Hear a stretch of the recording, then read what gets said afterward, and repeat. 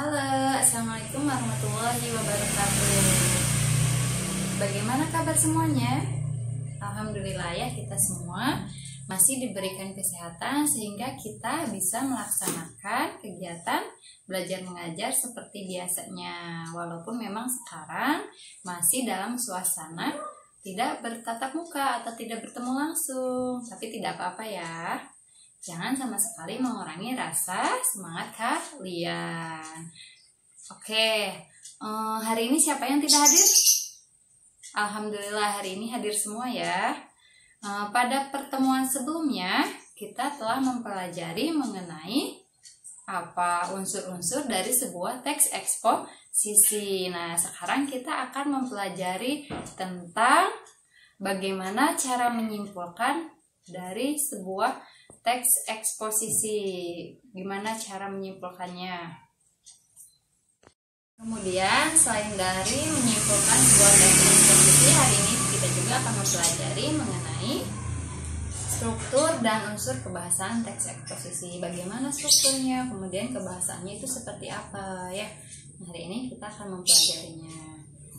Oke, tak lupa Ibu selalu ingetin kepada kalian untuk selalu menjaga kesehatan ya.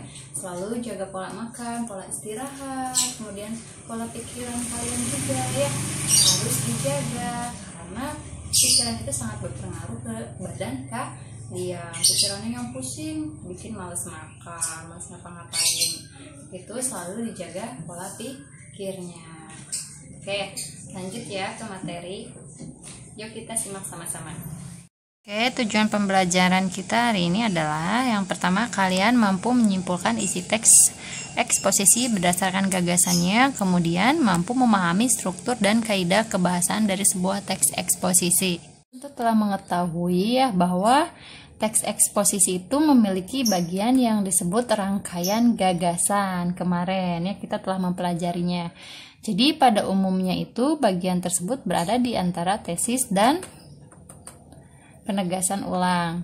Nah, rangkaian gagasan dalam teks eksposisi ada yang berupa gagasan umum dan gagasan khusus ya. Nah, gagasan umum itu apa? Gagasan umum disebut juga gagasan utama atau ide pokok yang merupakan gagasan yang menjadi dasar pengembangan suatu paragraf. Keberadaan gagasan umum dapat diketahui di mana? Setelah dibaca secara keseluruhannya ya. Namun tidak sedikit pula paragraf pertama dijadikan tempat untuk gagasan umum. Teks yang seperti inilah akan lebih cepat dan mudah bagi pembaca untuk memahami paragraf tersebut. Jadi gagasan umum suatu teks atau paragraf dapat diketahui setelah kalian membaca teks itu secara keseluruhan ya. Namun memang ada beberapa paragraf yang menempatkan gagasan umumnya itu pada kalimat pertamanya. Nah, teks yang seperti ini itu akan lebih cepat dan lebih mudah bagi pembaca untuk memahami paragraf tersebut. Nah, gagasan umum itu akan disertai gagasan-gagasan khusus. Kemudian ada juga gagasan pendukung atau gagasan penjelas ya. Jadi nanti gagasan-gagasan pendukung itu dikembangkan berdasarkan gagasan umum ya. Gagasan umum dijabarkan oleh lebih dari satu gagasan khusus.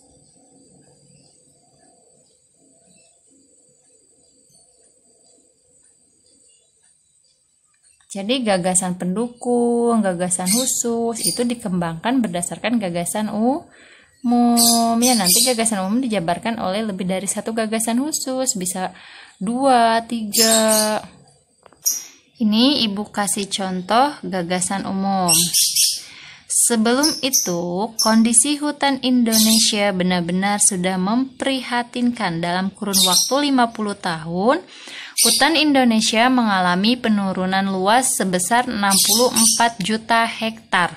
Pembukaan hutan alam di dataran rendah di Sulawesi telah memusnahkan. Nah, ya ini yang dicetak atau bercetak tebal itu merupakan gagasan umum paragraf. Sementara kalimat-kalimat lain berfungsi sebagai pendukung atau penjelas ya. Jadi berdasarkan contoh tersebut ada hubungan antara gagasan umum dengan bagian penting suatu teks ya. Sesuatu yang dianggap penting biasanya merupakan gagasan umum. Nah, ini di sini apa yang bercetak tebalnya? Kondisi hutan Indonesia benar-benar sudah memprihatinkan.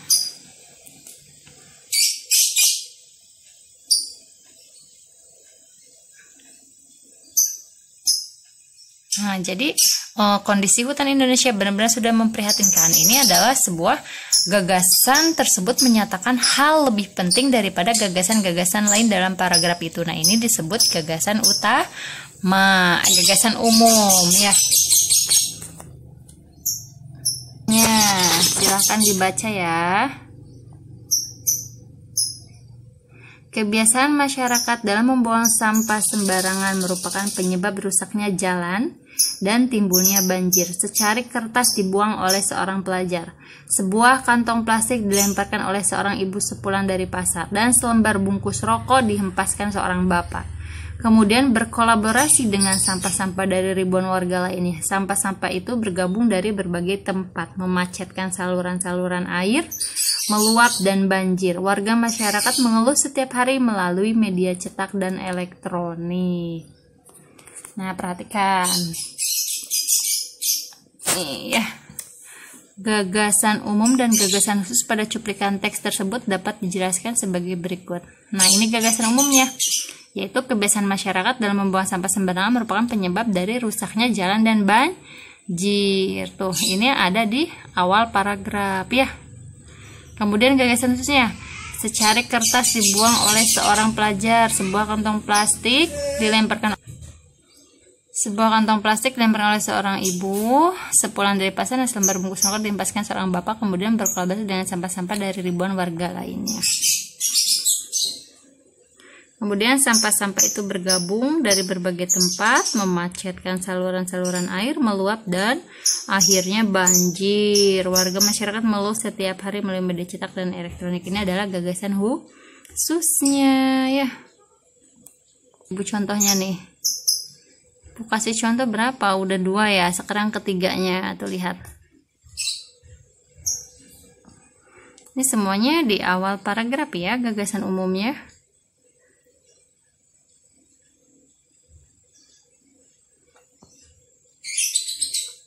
Nah, sekarang tugasnya bentuklah kelompok, kemudian tunjukkan gagasan umum serta gagasan yang terdapat dalam teks di bawah ini.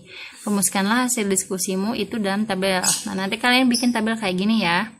Gagasan umumnya ada di paragraf keberapa, misalkan 1. Kemudian silahkan uraikan paragraf 1 itu apa isinya.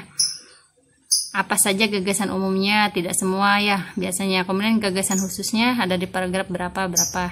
Kayak tadi ya, kayak ini, kayak gini. Nah, kayak gini. Cuman di sini ditambahin paragraf jadi ada di paragraf keberapa gagasan umumnya, kemudian gagasan khususnya ya. Nah, ini adalah teksnya.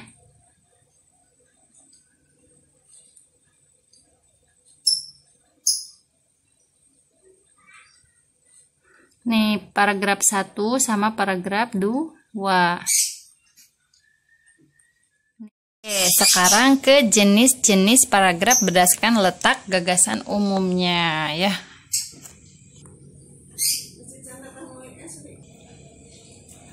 Dalam pelajaran sebelumnya, kalian sudah menemukan gagasan-gagasan umum ya dari sebuah teks atau paragraf berdasarkan letaknya, ya kan?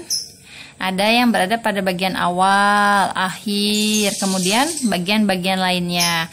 Jadi, keberadaan gagasan umum suatu paragraf itu bisa berbeda-beda tergantung dari letaknya ya. Berdasarkan letak gagasan umumnya, paragraf terbagi ke dalam beberapa jenis sebagai berikut. Yang pertama adalah paragraf deduktif.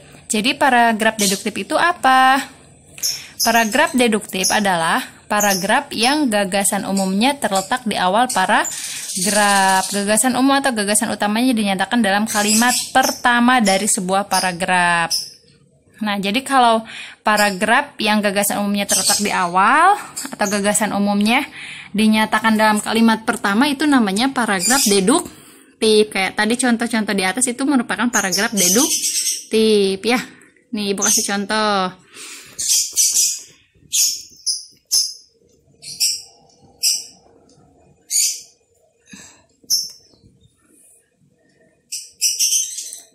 Industrialisasi di negara kita mendorong didirikannya berbagai macam pabrik yang memproduksi beraneka barang dan meningkatkan kesejahteraan masyarakat. Pabrik-pabrik itu memberikan lapangan kerja kepada ribuan tenaga kerja, baik yang berasal dari masyarakat di sekitar pabrik maupun di daerah lain.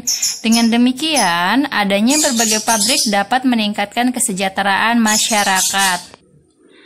Di samping itu, aneka barang yang diproduksi oleh pabrik-pabrik tersebut telah meningkatkan ekspor non-migas serta menghasilkan devisa bagi negara. Nah, paragraf tersebut yang memperlihatkan bahwa kalimat pertama merupakan kalimat yang mengandung gagasan umum atau gagasan umumnya ada di kalimat pertama, maka paragraf tersebut disebut paragraf deduktif ya. Kalimat tersebut merupakan dasar atau induk dari perumusan gagasan-gagasan yang ada di bawahnya.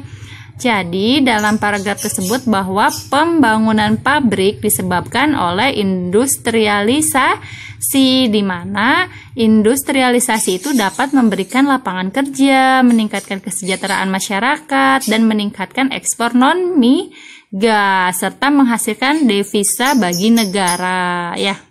Itu contohnya. Ingat ya, jadi kalau di awal itu namanya paragraf deduktif. Apanya yang di awal? Gagasan utamanya ada di kalimat pertama. Oke, paham? Kemudian selanjutnya itu paragraf induktif. Apa paragraf induktif itu? Paragraf induktif adalah paragraf yang gagasan utamanya terletak di akhir paragraf atau pada kalimat penutup paragraf. Nah, kalau induktif itu di akhir. Ya, Ibu kasih contoh. Nah, ini contohnya. Gerakan pencinta alam dengan dasar sadar lingkungan sehat telah mulai menggejala di kalangan remaja. Tidak sedikit perkumpulan pecinta lingkungan yang anggotanya terdiri atas pelajar, baik itu pelajar SMP, SMA, maupun para remaja dari lingkungan pesantren. Keberanian untuk melakukan penelitian ilmiah semakin meluas, khususnya di tingkat SMA. Fenomena semacam itu merupakan bukti bahwa remaja pada tahun-tahun ini tidak selalu bernilai negatif. Nah, ini gagasan utamanya ada di akhir paragraf, yaitu fenomena semacam itu merupakan bukti bahwa remaja pada tahun-tahun ini tidak selalu bernilai negatif. Nah, gagasan tersebut terdapat di kalimat terakhir ya. Kalimat-kalimat sebelumnya merupakan bukti yang menunjukkan fenomena positif kiprah dari seorang remaja ya. Ada juga paragraf campuran. Bagaimana paragraf campuran itu? Paragraf campuran adalah paragraf yang gagasan umumnya terletak pada kalimat pertama dan kalimat terakhir. Dalam paragraf ini terdapat dua kalimat utama. Kalimat terakhir paragraf ini merupakan penegasan dari pernyataan yang dikemukakan dalam kalimat pertama. Ini namanya campuran. Jadi kalau campuran itu ada di awal dan di akhir sebuah paragraf. Nih, saya berkeyakinan kalau Indonesia memfokuskan diri pada sektor agrobisnis, tidak ada negara lain yang mampu menandingi kita. Memang, masalah himpitan ekonomi yang sedang berlangsung telah mengoreksi nilai tukar kita. Dalam hal ini, pemerintah tidak perlu memaksa rupiah menguat, akan tetapi biarkan mekanisme pasar menemukan keseimbangannya. Pemerintah harus menyesuaikan diri terhadap nilai tukar yang ada dengan mendorong industri-industri yang mampu bertahan pada nilai tukar yang ada, yakni sektor agrobisnis. Bagi sektor agrobisnis, semakin melemah rupiah, asal stabil akan semakin baik apabila sektor ini sudah berjalan dengan baik. Tidak mustahil negara kita akan menjadi salah satu negara yang ekonominya tertangguh di dunia ya. Nih, jadi gagasan utama paragraf tersebut adalah agrobisnis merupakan sektor terpenting bagi bangkitnya perekonomian Indonesia. Gagasan tersebut dinyatakan dalam kalimat pertama tadi ya. Nah, setelah diselingi dengan kalimat-kalimat penjelas, gagasan tersebut ditegaskan kembali dalam kalimat terakhir dengan rumusan yang berbeda.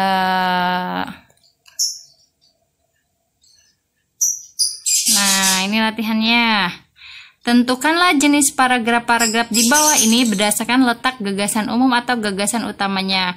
Dari kedua paragraf tersebut, yang pertama ini masuk ke dalam paragraf apa? Apakah induktif, deduktif, atau campuran ya? Silakan dikerjakan per kelompok sama yang tadi.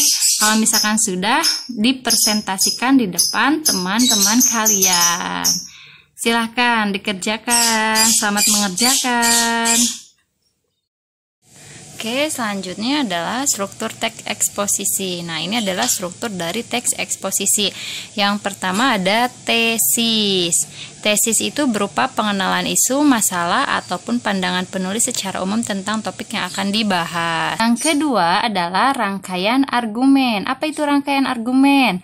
Rangkaian argumen itu berisi sejumlah pendapat ya, atau argumen penulis sebagai penjelasan atas tesis yang dikemukakan sebelumnya. Nah, pada bagian ini dikemukakan pula sejumlah fakta. Untuk apa? Untuk memperkuat argumen-argumen penulis ya, supaya pembaca lebih percaya kalau disertai dengan fakta-fakta. Kemudian struktur yang ketiga adalah penegasan ulang. Bagaimana penegasan ulang? Nah, di sini sebagai perumusan kembali secara ringkas. Jadi bagian ini sering pula disebut penutup atau simpulan. Nah, ini ada contoh dari struktur teks eksposisi. Judulnya itu Nasib Hutan Kita yang Semakin Suram. Yang kemarin itu loh yang Ibu kasih teksnya. Nah, ini bagian tesisnya. Nah, ini bagian tesisnya.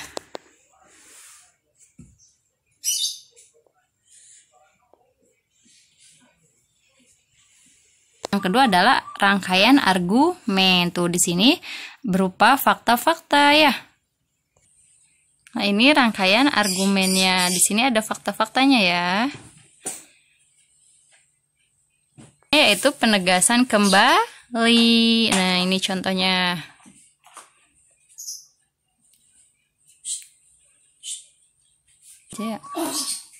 Nah, ini kaidah kebahasaan dari sebuah teks eksposisi. Yang pertama itu menggunakan kata-kata teknis atau peristilahan yang berkenaan dengan topik yang dibahas. Kemudian menggunakan kata-kata yang menunjukkan hubungan argumentasi. Yang ketiga menggunakan kata-kata kerja mental. Seperti diharapkan, memprihatinkan, memperkirakan, mengagumkan, menduga. Kemudian menggunakan kata-kata perujukan. Nah, ini udah ada contohnya. Yang terakhir menggunakan kata-kata persuasif ya. Nah, sekarang nih, secara berkelompok amatilah teks berikut. Nanti Ibu kasih teksnya ya. Nanti buktikan teks tersebut berdasarkan aspek kebahasannya, apakah teks tersebut merupakan teks eksposisi atau bukan. Nanti catat aspek-aspek kebahasannya itu ke dalam tabel berikut. Nanti ada di sini tabelnya. Kemudian tunjukkan bagian-bagian yang merupakan tesis, rangkaian argumen, dan penegasan. Nah, ini bagannya ya, yang tadi tuh, yang nomor berapa? Yang 3. Catatlah aspek-aspek kebahasannya itu ke dalam tabel berikut. Nih, yang ini ya. Nah, ini teksnya. Oke, ini paragraf 1, paragraf 2, paragraf 3, dan paragraf 4. Ada 4 paragraf ya. Sip, silakan dikerjakan. Selamat mengerjakan. Baik, jadi hari ini kita telah mempelajari apa saja tadi? Bagaimana cara menyimpulkan sebuah teks eksposisi, kemudian struktur teks eksposisi, dan unsur kebahasaannya ya. Jadi untuk pertemuan kali ini Ibu cukupkan. Jangan lupa, oh iya, nanti minggu depan kalian PTS ya, penilaian tengah semester. Nah, itu materinya dari mulai awal bab 1. Itu tentang apa? Bab 1 kemarin mengenai berita ya, unsur-unsur berita, kemudian teks iklan, slogan dan poster, dan sekarang teks eksposisi ya. Mulai dari sekarang sekalian belajar supaya nilainya memuaskan. Oke, thank you for your attention. Jangan lupa selalu jaga kesehatan, cuci tangan, pola makan yang teratur, dan pola istirahat yang teratur. Wassalamualaikum warahmatullahi wabarakatuh. See you.